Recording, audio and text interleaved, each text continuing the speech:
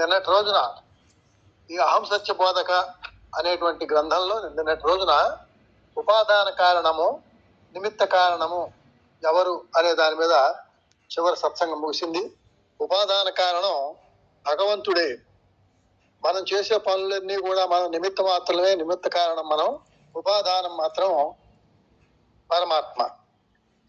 ప్రతి మానవుడు నిజంగా ఆశించేది ఏమిటంటే దుఃఖం రాకూడదు, ఎల్లప్పుడూ ఆనందమే ఉండాలి. ఈ రెండు ఆశిస్తాడు. ఆనందము సర్వత్రా ఉన్నదే గాని కేవలం ఏదో ఒక ప్రదేశమునందు, ఏదో ఒక మార్గమునందు మాత్రమే మనము అనుభవించగలమని ఆశించటము కేవలం అజ్ఞానం. ఏ మానవుడైనా తన జీవితములో ఆశించున్నటువంటిది రెండు మాత్రమే. మిగిలిన ఆశలన్నీ కూడాను ఆ రెండిటి అందే ఇమిడి ఉంటున్నవి. ఏమిటా రెండు? ఒకటి దుఃఖ నివృత్తి, రెండవది ఆనంద ప్రాప్తి. ఈ రెండు కోరికల యందు మాత్రమే అన్ని కోరికలు కూడా ఇమిడి ఉంటాయి.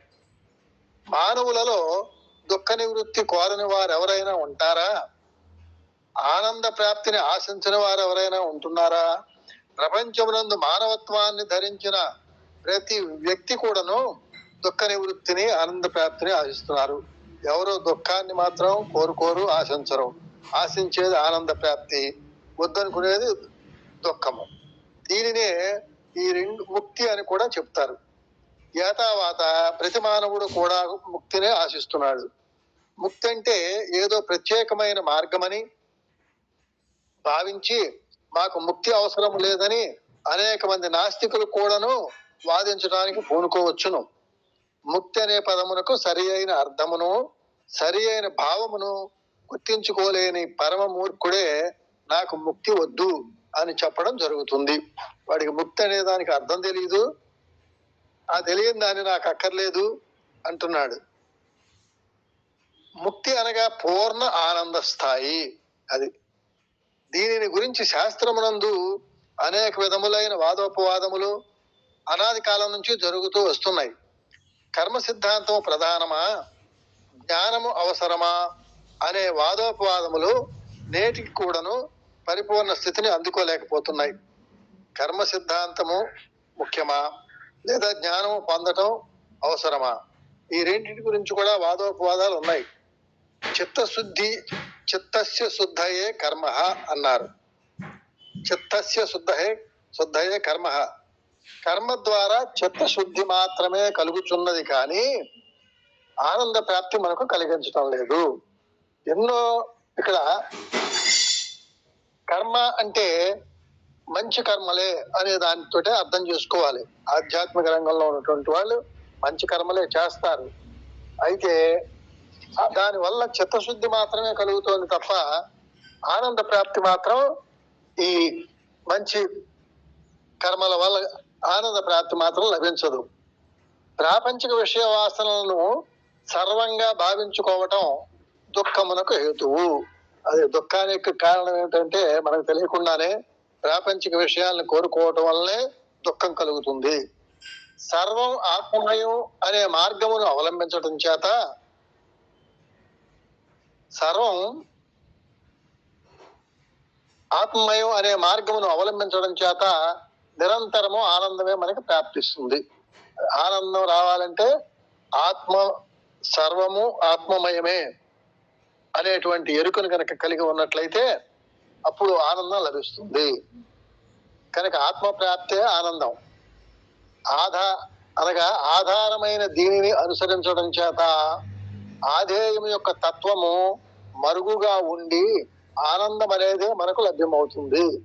కాబట్టి ఆధేయమును పట్టుకోకుండా ఆధారమును కనుక పట్టుకున్నట్లయితే ఆనందం అనేది వస్తుంది, లభ్యమవుతుంది. కనుక మనం ఏ పదార్థమునందైనా కూడా దైవత్వమైన అస్థి, భాతి, ప్రియము నేను చెప్పుకున్నాం. ఈ మూడింటి లక్ష్యమును గుర్తుగా పెట్టుకొని తద్వారా పదార్థమును అనుభవించుకోవడం చేత నిత్యానంద ప్రాప్తి మనకు లక్ష్యమవుతుంది. కాబట్టి ప్రతి దానిని కూడా మనం కోరుకునే దానిలో భగవద్ దృష్టితోటే కోరుకోవాలి. ప్రతి దానిలోనూ భగవంతుణ్ణే చూడగలగాలి. అదే అస్థి, భాతి, ప్రియము అనేటువంటిది. తద్వారా మాత్రమే నిత్యానందం లభిస్తుంది, సర్వత్రా ఆనందం ఉన్నది అనే సత్యాన్ని మనం అర్థం చేసుకోవాలి. మరి అన్ని దుఃఖాలు చూస్తున్నాం కదండి, మరి అందులో ఆనందం ఏమిటి? మరి కొంతమంది దుఃఖాలు చూస్తే మనము దుఃఖపడుతున్నాం, మరి ఆనందం ఎలా అవుతుంది అనేటువంటి సందేహాలు కూడా మనకు వస్తాయి. అందుకే ఒక సుఖం అంటే రెండు దుఃఖాల మధ్య వచ్చేటువంటి విరామ సమయమే ఒక సుఖం. అలాగే రెండు సుఖాల మధ్య వచ్చేటువంటి విరామమే దుఃఖం. కాబట్టి ఈ రెండు కూడా చీకటి వెన్నెల్లాగా ఉంటాయి గనక అది గమనించినట్లయితే అప్పుడు మనం ఆనందం పొందడానికి అవకాశం ఉంటుంది. ప్రపంచ సంబంధమైన విషయములలో మనము విభాగములు భావించరాదు. అంటే వేరుగా చూస్తూ ఉంటాం అన్నిటినీ.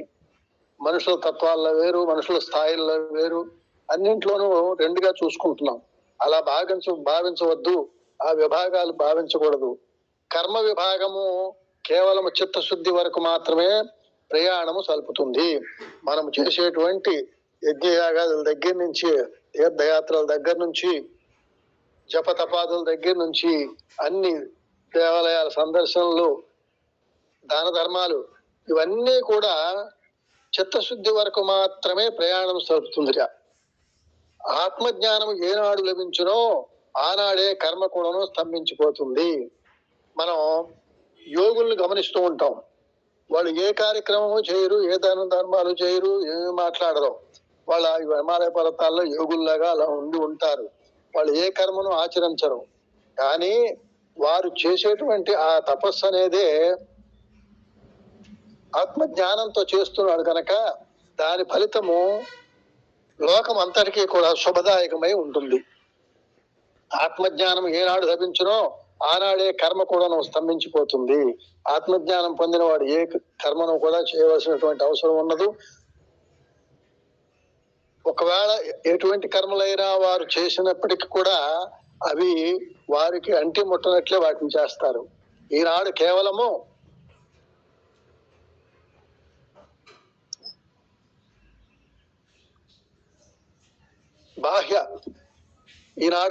బాహ్య ప్రపంచ దృష్టినే బలపరుచుకుంటూ దానికి ఆధారమైన దైవతత్వాన్ని మనం విస్మరిస్తూ వస్తున్నాము.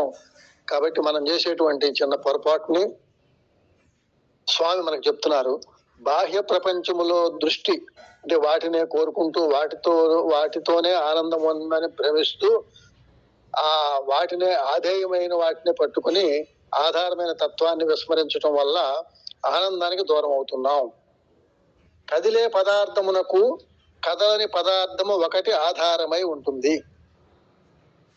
ప్రేమ స్వరూపులారా, చలించే ప్రతి పదార్థమునకు స్థిరమైన పదార్థము ఒకటి ఆధారమై ఉంటుంది. చరము అనేది ప్రకృతి, స్థిరము అనేది దైవత్వం. ప్రకృతికి ఆధారం దైవత్వం. మీరు ఎక్కడైనా చూడండి, ఏ చిన్న విషయమునైనా చక్కగా విచారణ చేయండి. ప్రతి కదిలే పదార్థమునకు కదలని పదార్థం ఒకటి ఆధారమై ఉంటుంది. కదిలే ఫ్యాన్కి కదలనటువంటి లోపల కరెంట్ ఏదో ఒకటి పనిచేస్తూ ఉంటుంది. అంతేకాదు, చక్కని ఉదాహరణ ఏంటంటే దీనికి, బస్సు కారు రోడ్డు పైన స్పీడ్ గా ప్రయాణమైపోతున్నది. కారు కదిలిపోతున్నది కానీ రోడ్డు కదలడం లేదు. మనం సినిమాకి వెళ్తున్నాం, బొమ్మలన్నీ వచ్చి కదిలి వెళ్ళిపోతున్నాయి కానీ స్క్రీన్ కదలటం లేదు. అనగా కదిలేది ఒకటి, కదలనేది ఒకటి, రెండు ఉంటున్నాయి. అదే విధంగా శరీరము, ఇంద్రియములు, మనస్సు, బుద్ధి నిరంతరము చలించిపోతున్నది. ఇవి చలించేవి. శరీరము, ఇంద్రియములు, మనస్సు, బుద్ధి, ఇవి కదిలే ఇంద్రియములకు, చలించే మనస్సుకు, భ్రమించే బుద్ధికి, అన్నింటికి ఆధారమైనది, చలనము లేనిది ఆత్మ ఒకటి స్థిరముగా ఉన్నది. ఆ ఆత్మ యొక్క ఆకారం ఏమిటి? ఆనందమే ఆత్మ యొక్క ఆకారము. ఆత్మ యొక్క ఆకారము ఏమిటి అంటే ఆనందము అని చెప్పాలట. ఆనందమే ఆత్మ యొక్క ఆకారము. దీనిని పురస్కరించుకునియే నిత్యానందం పరమసుఖదం కేవలం జ్ఞానమూర్తిం ద్వంద్వాతీతం గగన సదృశం తత్వమస్యాది లక్ష్యం ఏకం నిత్యం విమలమచలం సర్వధీ సాక్షిభూతం భావాతీతం త్రిగుణరహితం అని పరమాత్మని వివరించడం జరిగింది ఈ శ్లోకంలో. ఇష్టాయిష్టములు గాని, ప్రేమ ద్వేషములు గాని, వ్యక్తుల యొక్క సంకల్ప భావములే. ఇవి వ్యక్తుల యొక్క సంకల్పాలే. ఇష్టము, అయిష్టములు, ద్వేషములు, ప్రేమలు.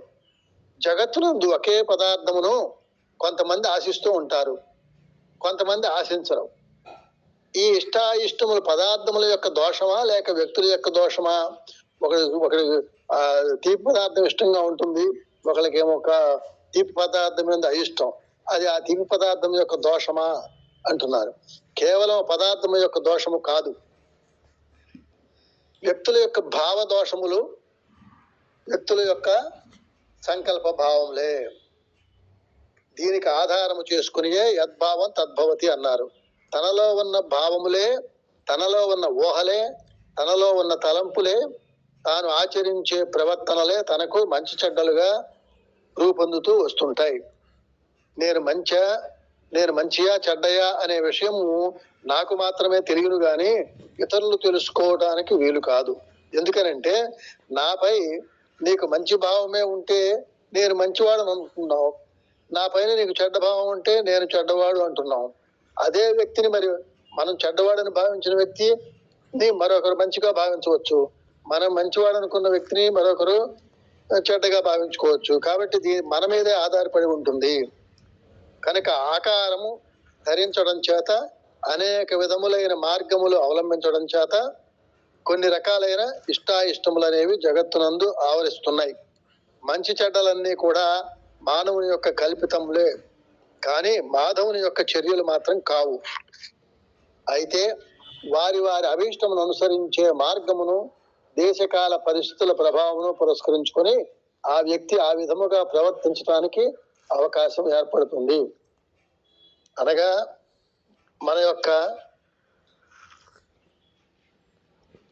ప్రవర్తనలు, మనం ఉన్న ప్రాంతము, మనం ఉన్న కాలము, మనం ఉన్న పరిస్థితులు, దీన్నే దేశకాల పరిస్థితుల ప్రభావం పురస్కరించుకొని మానవుల యొక్క ప్రవర్తన ఉంటుంది. కాబట్టి కదిలే పదార్థము, మనకి కదలని పదార్థము భగవంతుడి పైన ఆధారపడి మనము పనిచేస్తున్నాం గనక మనము దేనిపై ఆధారపడి ఉన్నామో తత్పదార్థమును, పరమాత్మను నిరంతరము మనం స్మరణలో, స్ఫురణలో ఉంచుకొని కార్యక్రమంలో చేసుకోవాలి అని ఆ నిత్యము కదలనటువంటి పదార్థమైన దైవత్వాన్ని ప్రతి చోట గమనించండి అని ఈరోజు సందేశం వారు చెప్పారండి. సాయిరాం.